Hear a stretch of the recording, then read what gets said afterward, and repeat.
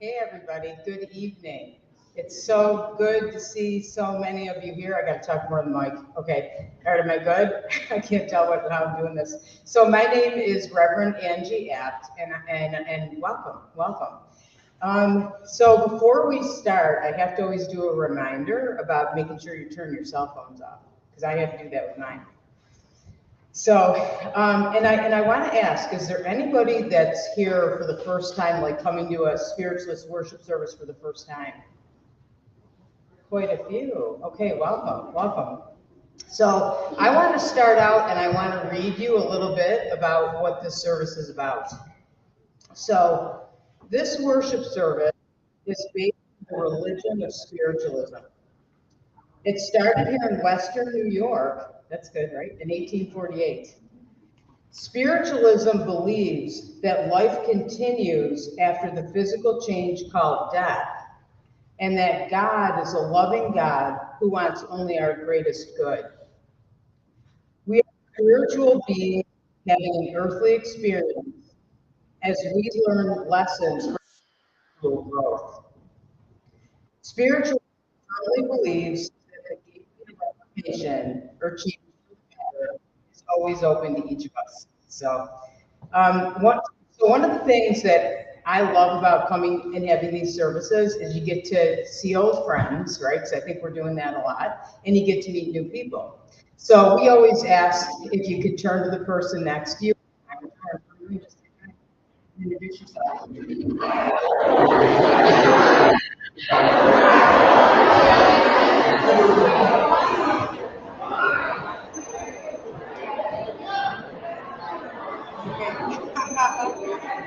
Okay.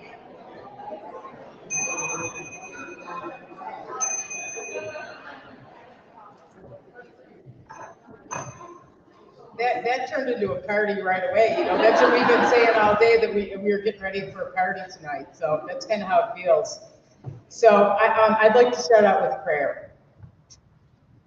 Infinite Spirit, we welcome your presence here on this beautiful evening as we come together for the first time in a long time.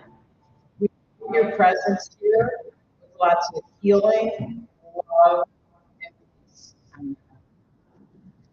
So I'm going to now call up Reverend Irene, and Irene's going to do a reading for us and guide us into meditation.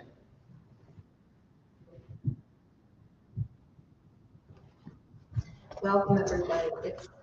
It's terrific to be together. So I want to tell you a little bit about this reading.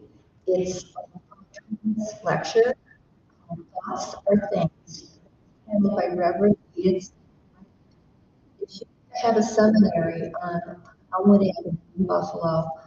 It was a church as well, and he trained healers and mediums, and one of those people was Reverend Elaine Thomas, who was one of the co-founders of the Fellowship of the Spirit.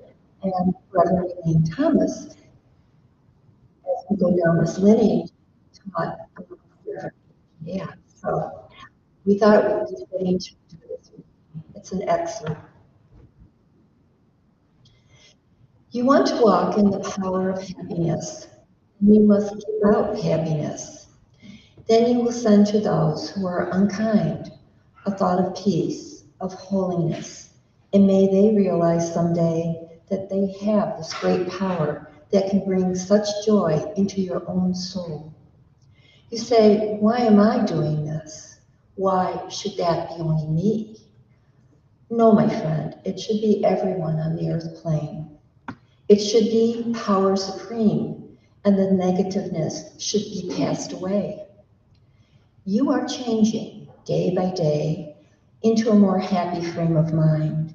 into a gentle frame of mind, in a frame of mind that brings peace and comfort and takes away the tiredness and brings joy, energy, health. Yes, my children, around and around and around you, you find things going quieter for you are sending out into your aura, which is going further away and further away all the time, good thoughts, good love, and the power of God.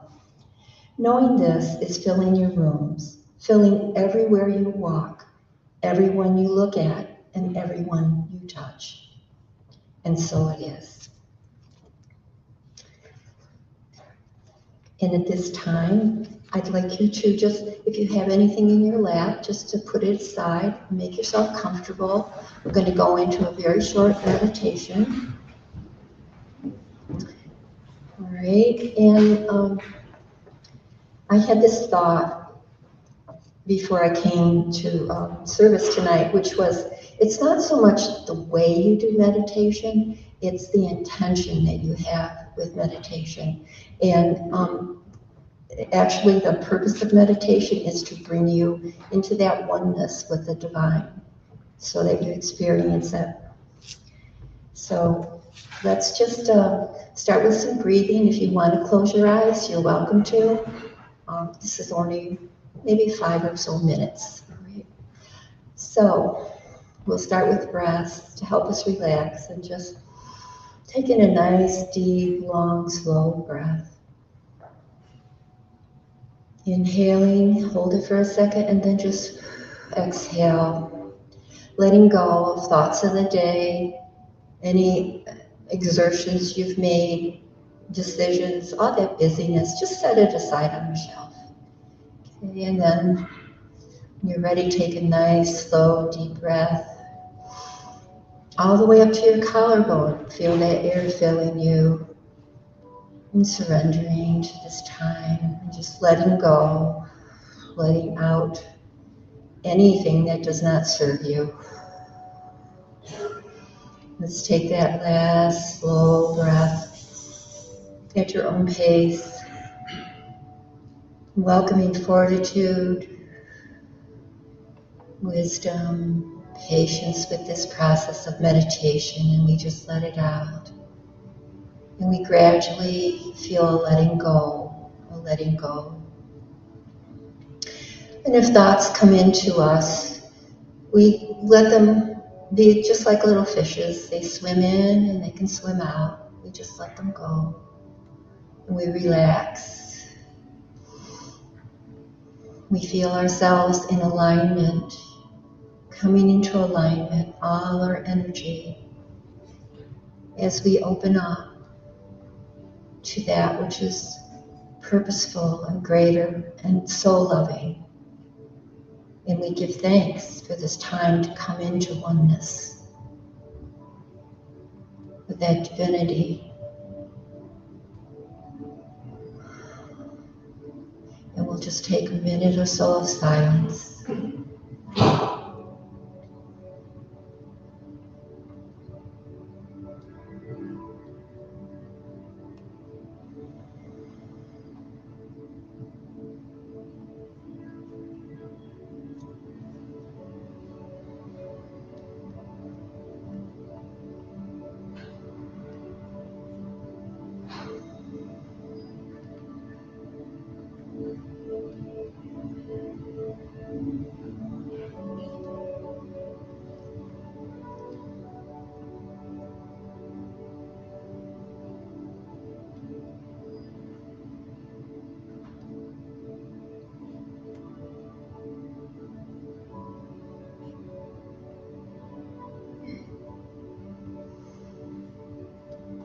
And little by little, we feel ourselves easing back, and just coming back, but bringing that light with us, bringing that love. It comes with us, and we feel our presence here again in this room, one with the other.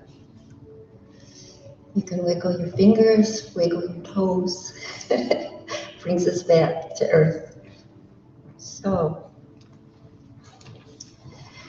and you can do that for yourself anytime you want during the day. If you feel a little need for a little lift at 4 o'clock, maybe instead of a coffee, just take a 5-minute break and see what that does. See if you like it. All right. While we're in this vibration of, we're going to go into healing, and tonight we're doing universal healing as a group, and no individual healing. So we're going to, you're going to want your order of service, and we're going to be saying the prayer for spiritual healing aloud. And then I will add a little bit to the end of that. All right, so seeing if you're ready. Okay. Prayer for spiritual healing. 1, 2, 3. I ask the great unseen healing force to remove all obstructions from my mind and body and to restore me in perfect health. I ask this in all sincerity and honesty, and I will do my part. I ask this great unseen healing force to help both present and absent ones who are in need of help and to restore them to perfect health. I put my trust in the love and power in God. May the healing power of love go to our earth and renew her. May all nations, all peoples find the love, the will, and the wisdom within themselves to receive this love and choose to live their highest good. We give thanks for this in the name and the power of the Holy Spirit. Amen. And I'd like to invite you at this time to turn to the words for What a Wonderful World.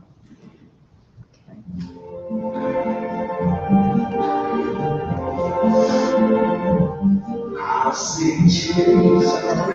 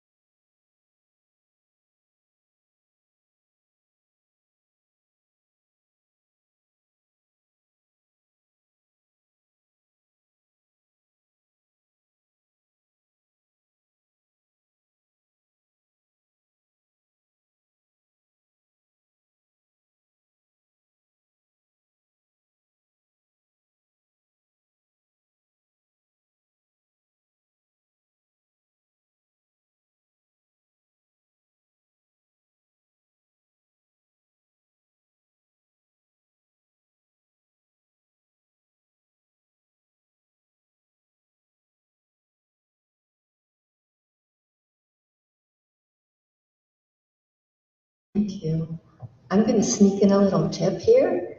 Anytime you hear some news that worries you, just think of the lyrics of the song, right? It lifts the vibration around the world. Thank you. And now it is my pleasure to introduce our speaker for the night, Reverend Angela Abt. All right. Reverend Angie Abt is a registered Lilydale medium in Lilydale, New York, and the Associate Director of Fellowships of the Spirit School of Healing and Prophecy. She is also a 2002 graduate of Fellowships of the Spirit School of Spiritual Healing and Prophecy. She also received her degree in Human Services with a concentration in counseling and psychology in 2005. A practicing medium for over 30 years, Angie currently has her own thriving mediumship and spiritual counseling practice located at Santosha Holistic Services in Williamsville, New York, where for the past 21 years, she has taught meditation and intuitive development.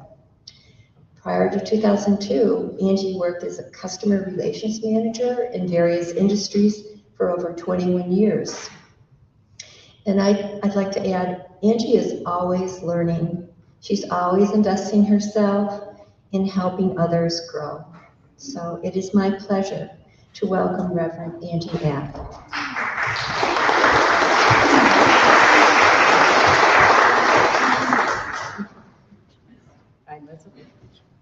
Always weird to listen to that, right? So good evening again. I'm so happy after, we didn't do this for such a long time, that so many of you came. I appreciate that so much, I think we kind of were people come after 4 years, and you did, so we appreciate that. So my talk tonight is going to be on connection and using it to create peace. Okay, it kind of goes along. It's funny with Irene's reading because we compared, we didn't know what each other was going to do, and they kind of go hand in hand. So as I started preparing for the talk, I went on the internet, to kind of look up connection, and I saw this and I liked it. So I'm going to read it to you. I don't know about you, but human connection really gets me going. When you're having those mundane days where everything feels a little gray and monotonous. And then a conversation with a friend or a colleague where you connect over a point or idea totally transforms your mood and inspires you to throw yourself into things again. That's what I'm talking about. Can't you relate to that? Like so many times, there are times that I'll think, what am I going to do next? I don't know, like, am I on the right path or whatever? And then I run into a couple friends and we have a conversation, and pretty soon I feel back on track, and so do they, and we feel good again, I think that even goes beyond, like when you talk about connection. How about when you go to the grocery store? Like if you stay open to connection, I've had pretty good conversations with the cashiers. I really have. There have been times that I've talked to a cashier and they'll say something to me and I'll think, oh my gosh, that's my answer I've been looking for 6 months, right? It's true. So like we have to stay open to that always. So as humans, we're hardwired to make meaningful social connections. And those connections make us feel good, don't they? Yeah. And when we feel good, we do good. And then if we share it with the world, it can be truly powerful. And that's what I've missed so much, like in this 3.5 years, was connecting with all of you, I loved like watching everybody come in and with smiles on your faces and connecting with each other. And you probably saw people you haven't seen in a long time, right? Yeah, I know I did for sure. And you met some new people too, which is amazing about this too. But then I also, like, as I was thinking about this, and I thought, so we've kind of like lost the connection, like say with the, I hate to say the word, the pandemic, but I feel like we lost it before that even, okay? And so I'll tell you a story. Mark Thomas, who a lot of you I think know Mark, but Mark is a good friend of mine, and he's pastor of Fellowships of the Spirit. And he also is co-founder of Fellowships of the Spirit that he co-founded with Elaine Thomas, who I just always have to mention her because we miss her, and I know she's with us for sure. But anyway, so Mark gave a talk, and he told the story, and he said, I was at work, and I got talking to an older gentleman. And he said, what I miss so much is I miss the days of the lunchroom conversation. Okay. He said, you used to go into the lunchroom at work and everybody would be having a conversation or they'd be laughing or, something, right? And he said, now when you go in, I don't have my phone, but he said, everybody's like this, kind of looking at their phones, right? And that kind of happens. And I don't want to cut down social media because I'm on it. I'm actually on it a lot. I think that's probably how a lot of you found out about the service, So I feel like it's a good thing, but we need balance, right? We need to connect and then at the same time, also be online, So lunchroom, I have to tell you this. So lunchroom at the bank, I used to work at a bank. And lunchroom time was I used to love going in the lunchroom. It was so much fun. It was at the end of the teller line, and so we kind of rush in there, and somebody usually made cookies or we'd have some snacks or have something, and we formed relationships doing that. It was awesome. I loved it. Like that's probably over 30 years ago, and I'm still friends with a lot of those same people, and I can remember this too. Like we'd get laughing in there, sharing our stories, and a couple times we got in a little trouble, okay, because they could hear us out on the floor. The customers could hear us laughing, But then the customers, I'd go out and they'd say, "What are you guys laughing at?" I'd tell them the story, and then they were part of it too, right? Part of those connections. So, to me, I feel like we need to get back to lunchtime connections, right? And we need to get back to neighbors talking to neighbors, okay? To me, that's one of the things I love about a good blizzard, okay? and I don't want to really ever say I remember that one last Christmas that wasn't great, but it brought people together, right? We put our differences aside. We didn't care, who voted for who, or what do you like to eat, or what's your job, or any of that stuff. We just set that aside and we helped each other, right? And so I feel like we have to think about that because that is what brings us together during that time, but it should all the time, I wanted to say this too.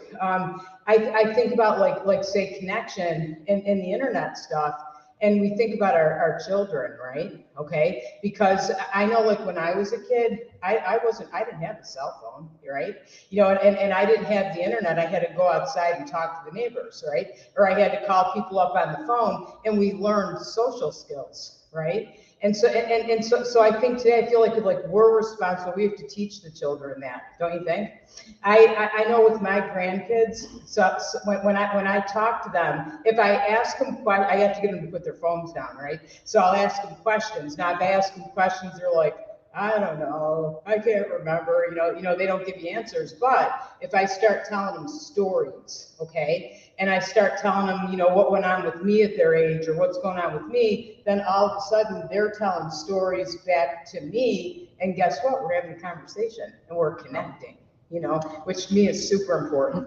So I wanted to also, let me see where I am. I wanted to say my stuff over and over again. So we have to get back to the good old days. And also too, I feel like, we talk about peace. I had a class last Sunday and I did Facebook Live, and I did a meditation, and I had people set their intention, for what they wanted in their lives. And what I heard over and over and over again was peace. I'm looking for peace. I want peace. I want peace in the world. And that goes along with some of Irene's talk too, that we're looking for that. And I feel that if we come together like this, okay, and we meditate together, right, and we raise our consciousness and raise our energy, we can change the world and we can create lots of peace, okay? So there's another, I want to read you a story. Okay, so I'm going back to Mark Thomas again, and Mark Thomas teaches a class called 100th Monkey. I see people here that have gone to that class, and I know I've taken it 4 or 5 times, and it's a class that you do a lot of meditation, and raise your consciousness, and as you do that, you change yourself, help others change too. So the story of the 100th monkey. In the 1950s, scientists conducted research on a group of macaque monkeys on the Japanese island of Koshima. These scientists would drop sweet potatoes on the ground for the monkeys to eat. However, one day, one young monkey took the sand-covered sweet potato and used it at a nearby lake, discovering that the sweet potato tasted better raw.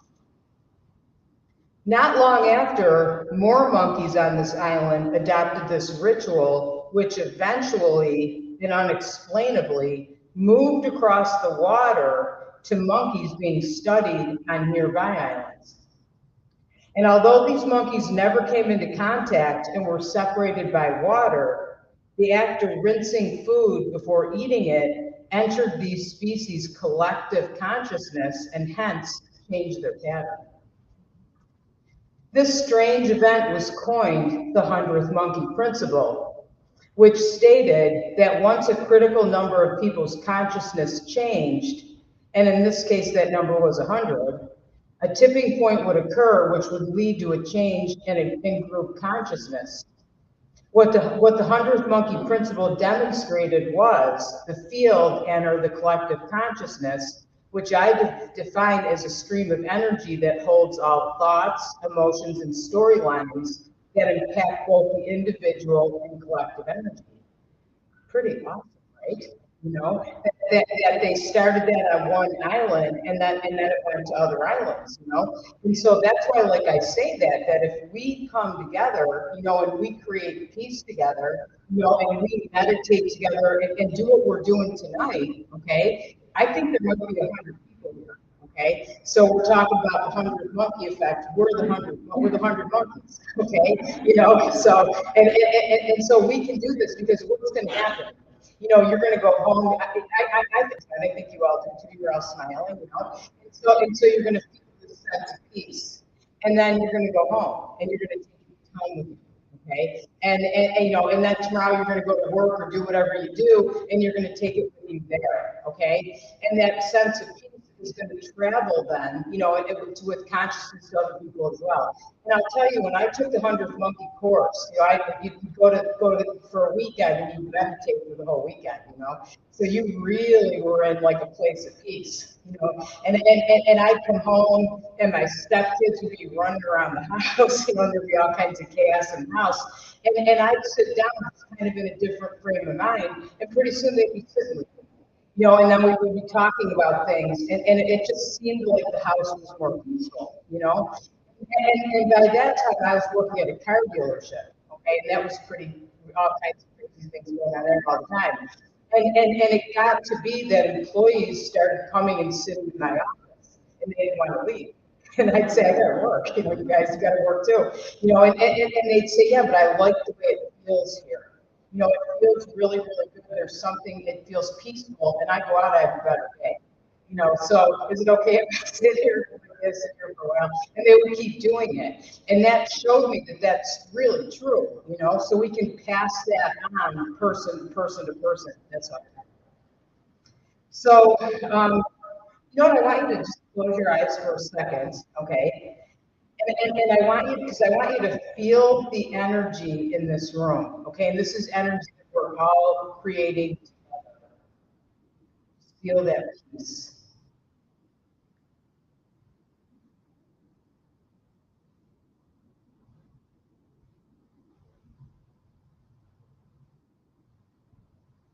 Wow, that was awesome.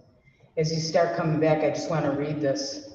Peace is not something you wish for, it's something you make, something you do, something you are, and something you give away. And I actually saw that on Facebook today. It's a quote by John Lennon, kind of goes along with that. So Albert Einstein said, no problem can be solved with the same consciousness that created it. We must learn to see the world anew. Once we have opened our mind to new possibilities, we can connect to our higher self for inspired solutions. From the peace at our center, we gain distance from our emotions to connect to intuitive wisdom that offers us understanding of the underlying causes and the inspiration needed to guide our steps in a new direction. Albert Einstein showed us that the impact that can be made when we raise our consciousness and allow ourselves to imagine the possibilities, you know. So imagine the possibilities, right, of all of us staying in this energy, taking out and creating peace. And so I wanted to close with, because I always sort of felt like this. I'd go to 100th Monkey and I feel really good for a few days, you know, and then life kicks in, right? You have stresses and other things. You kind of think, well, how do I stay in that energy? What do I do? Okay. So first, meditate. Really, you know, to me, it's like the most important thing. And even if you don't know how to meditate, throw on some music on YouTube or, you know, a guided meditation and listen to it. And because it's a natural state, pretty soon you'll be meditating. Okay. When you meditate, you can't stop stress. It makes it, like when I was at that dealership, I was the customer relations manager. So you can imagine some of the conversations I had with customers. But when I meditated, I just, like, I stayed peaceful and calm, okay? The other thing is practicing kindness, okay? I feel like we're all kind here. I know you're kind. But let's be extra kind maybe for people that aren't, you know, because we can pass that same energy with kindness, you know, making sure we hold the door open for somebody or helping somebody carry their bags or whatever, smiling. You know, isn't smiling awesome? I love when people smile at me. I remember after the pandemic, I went to Target and I didn't wear my mask. I was walking around like just looking at everybody's smiles, right? It was so nice to see them. And give compliments too. I feel like compliments raise people's energy. Like you watch them and you see the look on their face, and then you feel pretty good too, right? And then that passes on. So last thing, I have to tell you the last story. I have lots of stories. So I went to Tim Hortons a few days ago, and I go there a lot. And I got to the window to pay for my coffee, and I was having a day in a rush, and nothing was going well, you know. Okay. And I get to the window, and the cashier says, "You don't know anything. The man in front of you paid for your coffee." You know, and I'm like, wow. I mean, I didn't know the guy. I didn't, I couldn't even go thank him. But it changed my day. It made me feel, wow, somebody does care about me. You know, I'm okay. So it's something that I do. I paid for the people behind me. You know, and then I kind of thought, like, did that continue on? Maybe it did. You know, because that's raising consciousness too, right? And putting people in that space. So it was a couple bucks, you know. So if we do things like that, we're going to make a difference. And bring peace. We can do it. Imagine the possibilities. So I thank you so much for your time and attention. Many blessings to all of you. And you're here too. It's awesome. Thank you. And Irene's going to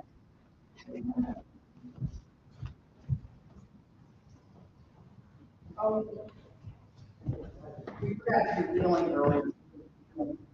We did our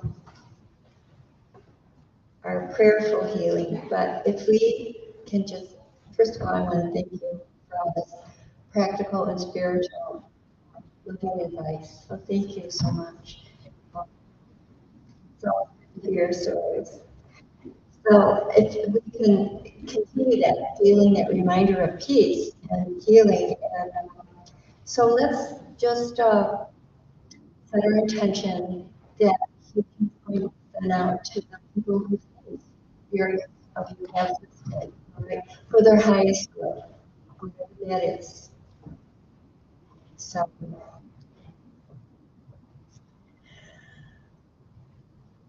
we open up and loving healing and blessings to these souls. John, Victor, Ronnie, Dory S., Michelle, Sitha, Michael, Sharon, Dorothy, Gary, Ivan, John, Jackie, Terry, Dave, Lisa, Eric, Christina, Rich, Karen, Dottie, Lee, Singh, Demetrius Sr., Ray, Ava Jo, Derek, Tom, Karen, Tom, Emily, Colleen, Colin, Jesse, John, Rhiannon, Chuck, Roger, Mo, Maureen, Paul,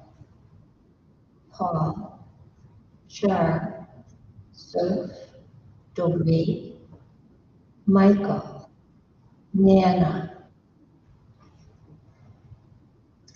Miles, Brett, TJ, Mark, Carol, Penny, Kathy, Casey, Brian, Kai, Sherry, Al, Cindy, Margie, Ron, Mike, Arouse, Bill, Evelyn, Jim, Carla, Ethel, Nick, and Harper. We see them all healthy and whole for the good, and for this we give thanks. Amen.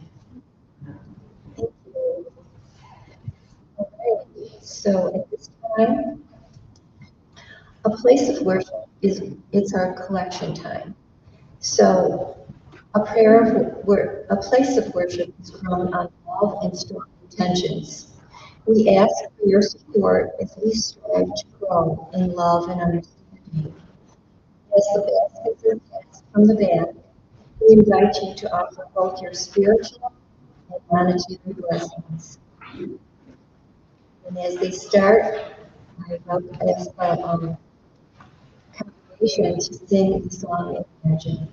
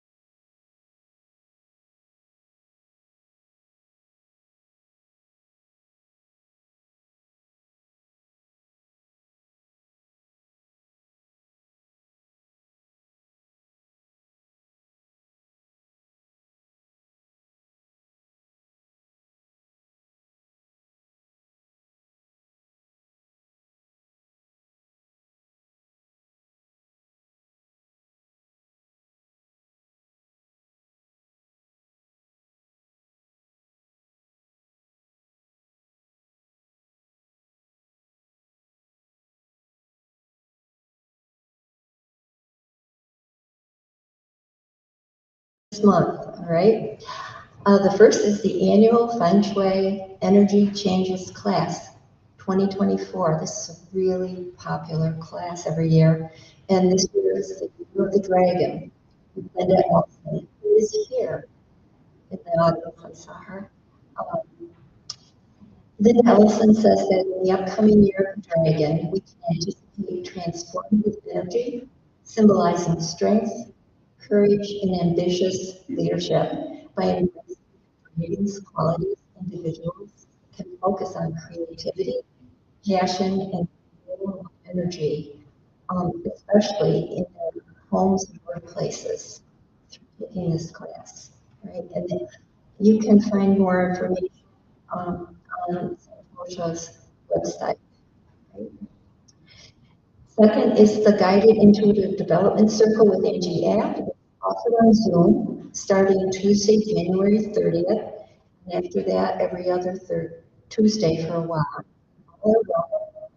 In this class, you can develop confidence through natural intuitive abilities. Each class begins with meditation, and Angie teaches a lesson, and we practice exercises based on that lesson.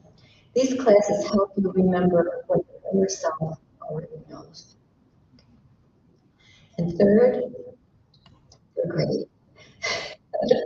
Anyways, because you can come together with other people who are interested in this area and learning about it, and it gives you a chance to expand. Number 3 is Fellowship Spiritual Insight Training, parts 1 and 2 with Mark Thomas and Angie Abt. It's going to be offered on March 21st through 24th, and it'll be offered 3 more times, July 18th through 21st, August 15th through the 18th, and September 19th through the 22nd. These 4-day workshops, and they're each individual, you can reclaim your spiritual gifts and take your intuitive abilities and healings levels. These spiritual insight classes help spirits train both beginners and those who have worked in this field professionally to take their skills to the next level of competency and excellence. This transformational course was created 35 years ago by co-founders of Fellowship of the Spirit, Elaine and Mark Thomas. And since that time, Fellowships has repeatedly demonstrated that by combining the ancient ways of teaching meditation, healing, and meditation with cutting edge modern learning techniques, we can accelerate the learning process. You can find more details about these classes again on Santosha Services webpage or on Fellowships of the Spirits website. And if any of you do have a chance to and want to sign up for the monthly newsletter, which comes to email, there's a sign-up sheet back on that little table. It'll be to your right as you're going up the aisle.